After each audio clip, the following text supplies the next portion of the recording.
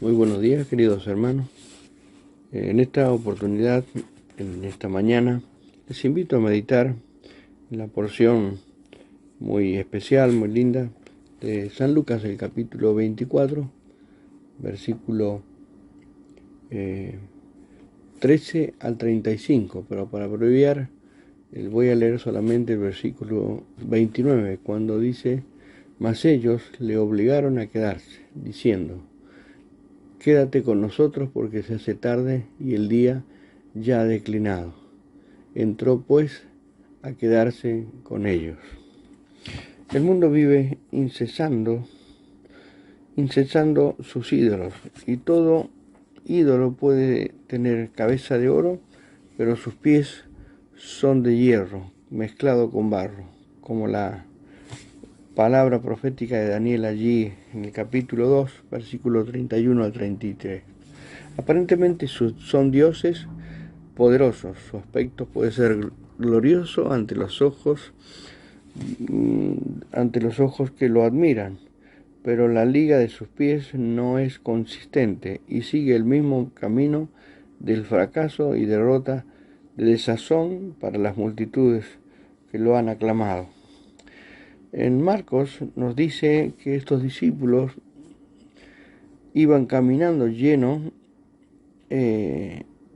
Lucas, que estos iban caminando yendo al campo cuando Jesús mismo se acercó y caminaba con ellos.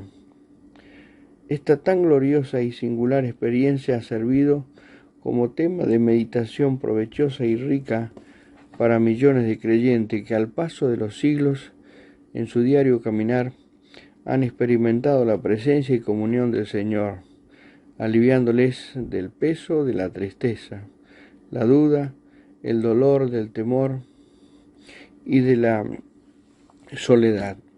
El amado Señor Jesucristo les ha animado con su palabra, haciendo arder de nuevo sus corazones, y de esta manera, casi sin darse cuenta, han llegado al fin del camino, al lugar a donde iban, a la casa del Padre, donde hay lugar preparado para ellos y para todos los suyos.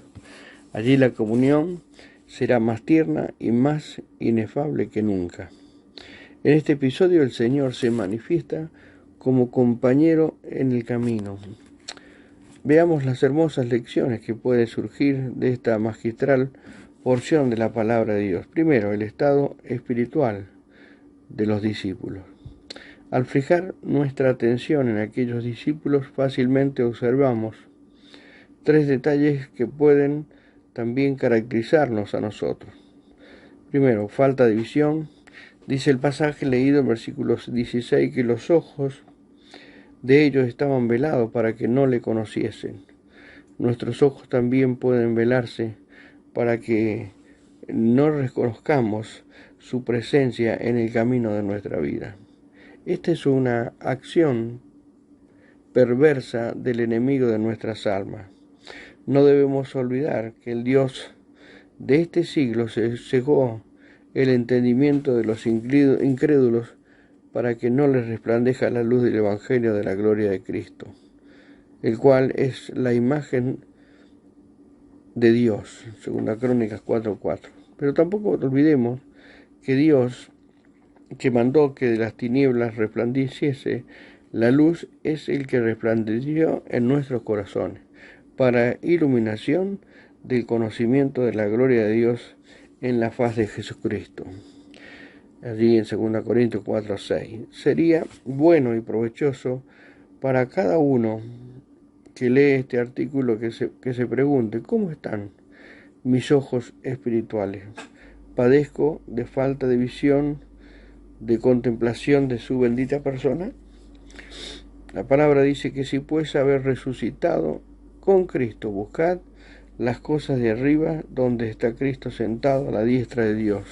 Poned la mira en las cosas de arriba, no en las de la tierra. Colosenses 3, versículo 1 y 2. Segundo, falta de comprensión. Aquellos discípulos tampoco comprendían las verdades que el Señor les había enseñado respecto a sí mismo. Por este motivo el Señor se acerca a ellos y le pregunta: ¿qué pláticas son estas que tenéis entre vosotros mientras camináis y que estáis tristes. ¿Y por qué estáis tristes? No comprender los planes y los propósitos del Señor produce tristeza. Algo similar nos puede suceder a nosotros. ¿Cuántas veces hemos recibido enseñanza preciosa de la palabra de Dios acerca de su finalidad, poder y propósito? Pero en el momento de la prueba hemos sido incapaces de aplicarla a nuestra propia vida, a nuestra situación concreta y específica. Tenemos mucho conocimiento intelectual, pero quizás nos falta la comprensión profunda de los propósitos del Señor en santa aplicación y humilde aceptación a nuestra vida. Como resultado de esta falta de comprensión espiritual, estamos tristes como aquellos discípulos camino a Emaús. El apóstol Pablo escribió: por lo cual también nosotros desde el día que lo oímos no cesamos de orar por vosotros y de pedir que seáis llenos del conocimiento de su voluntad en toda sabiduría e inteligencia espiritual. Colosenses 1, 9 al 14. Notemos que en este pasaje tenemos conocimiento, sabiduría e inteligencia espiritual. Tercero, falta de fe. Pero aquellos discípulos que caminaban a Emaús no solo padecían de falta de visión para reconocer al Señor y la falta de comprensión de las verdades que Jesucristo les había enseñado respecto de los planes de Dios, razón por la cual estaban tristes, sino que también tenían falta de fe. El Señor les tuvo que decir: oh insensatos y tardos de corazón, para creer todo lo que los profetas han dicho. El versículo 25. Por la falta de fe también carecían de esperanza. Así lo manifiestan ellos mismos cuando dicen al Señor: nosotros esperábamos que Él era el que había de redimir a Israel. Versículo 21. El Señor en su oportunidad tomó de la mano de Pedro y le dijo: hombres de poca fe, ¿por qué dudaste? Versículo 31. Yo te di mi palabra, ¿por qué dudaste? Tardos de corazón para creer todo lo que los profetas han dicho. Realmente aquellos discípulos no estaban difuntos, sus ojos estaban velados para no verle como fiel compañero en el camino. Su inteligencia, su madurez espiritual para la comprensión de los planes y propósitos de Dios, y con corazones frenados para no creer en toda la palabra de Dios. No obstante este estado, lamentablemente el Señor no los dejó solos. Así el Señor está con todos los suyos, y si fuéramos infieles, Él permanece fiel. 2 Timoteo 2:13. Segundo lugar, la fidelidad de su compañía. Notemos otro detalle interesante en el versículo 15, que era Jesús mismo quien se acercó y caminaba con ellos. Era Jesucristo el que había muerto, pero que ahora había resucitado de entre los muertos con todo poder, y Él mismo, día de resurrección, el versículo 13, buscó a estos dos discípulos para que fueran testigos presenciales de su resurrección. Hermanos, aunque no seamos testigos presenciales del suceso histórico de la resurrección de Jesucristo, si nosotros experimentamos la realidad hermosa de su compañía en cada momento de nuestra vida, podremos manifestar la vida de Cristo y su poder obrando a través nuestro. El noble apóstol el apóstol Pablo podía decir: con Cristo estoy juntamente crucificado, y ya no vivo yo, mas vive Cristo en mí, y lo que ahora vivo en la carne, lo vivo en la fe del Hijo de Dios, el cual me amó y se entregó a sí mismo por mí. Gálatas 2:20. El apóstol no era testigo presencial de la resurrección del Señor. Sin embargo, el poder de Cristo resucitado obraba a través de su propia vida y era un argumento irrefutable acerca de la resurrección del Señor. En el Evangelio según Juan, capítulo 21, 1 al 6, 7 discípulos están juntos. Pedro, Tomás, Natanael, Jacob y Juan, y otros dos cuyos nombres no se menciona. Estaban desanimados, abatidos, precisamente a causa de la muerte del Señor.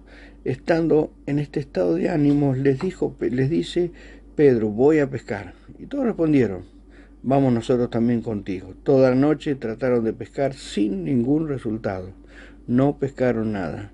Pero donde son 7, el Señor se hizo el octavo para transformar el fracaso en un éxito rotundo. No podían sacar la red por la gran cantidad de peces. Del mismo modo, donde están los 11 discípulos, el Señor se hace el 12 y colocándose en medio de ellos, los transformó en testigos decisivos, decididos y valientes.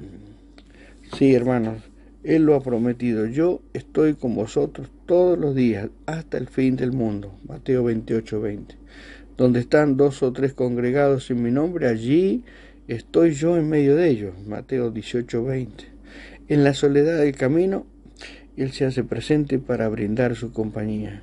En el horno de la prueba, Él se hace presente para brindar su amorosa protección. En el desaliento del fracaso, Él se hace presente para brindar nuevas fuerzas.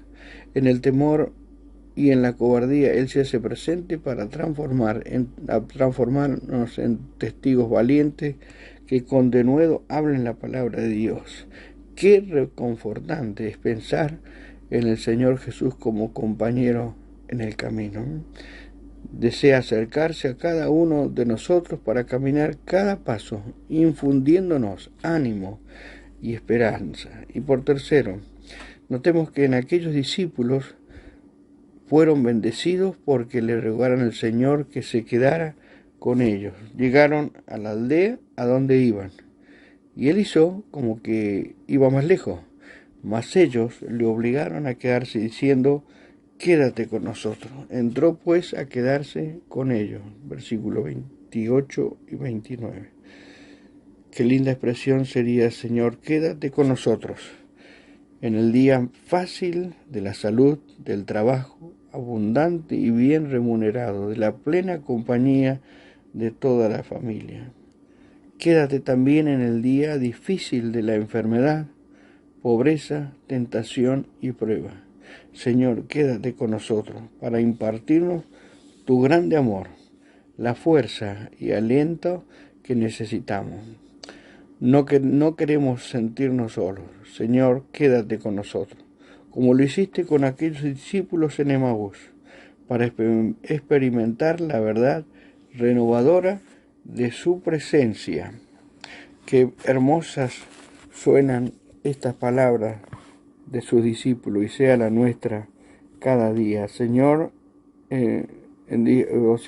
diciendo estos discípulos, dice: entró pues a quedarse con ellos. Que el Señor nos ayude, queridos hermanos, a poder cada día de nuestra vida en este andar, en este mundo, como Él desea que andemos, pidiéndole que se quede con nosotros para poder realmente disfrutar esta dulce compañía con Él. Que el Señor nos bendiga.